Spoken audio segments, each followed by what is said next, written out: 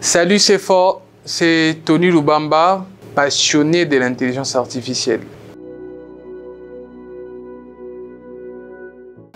L'intelligence artificielle est une technologie à double face.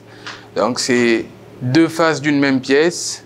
Ça peut, d'un côté, ça facilite le travail parce qu'aujourd'hui, avec l'intelligence artificielle, on peut finir, par exemple, son TFC ou son mémoire en moins d'une semaine.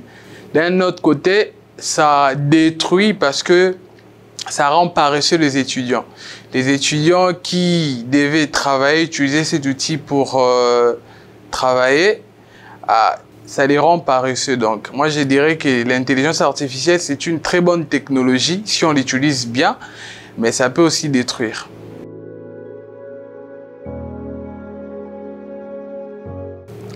Effectivement, je suis d'accord avec cette pensée que l'intelligence artificielle révolutionne le monde. Comme je viens de le dire, avant, il fallait mettre du temps pour, par exemple, avoir une réponse. On devait faire des heures de recherche sur Google. Aujourd'hui, juste avec ChatGPT, en moins de 5 secondes, on a déjà une réponse. Ça révolutionne. C'est une révolution. Il y a Midjourney aussi. Les artistes et le peintre mettaient, par exemple, 2 mois pour réaliser une peinture ou quelque chose.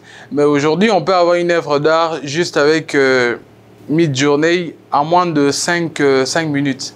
Donc, pour moi, c'est une très grande révolution, mais une révolution qui peut être dangereuse parce que ça tue d'autres métiers.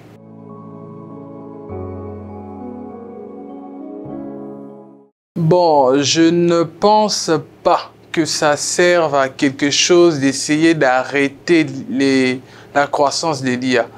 Récemment, j'ai écouté Vladimir Poutine, le président de la Russie, qui disait ça. Il disait qu'on ne peut pas arrêter la technologie. La science avance, la technologie avance, l'IA aussi va avancer. En fait.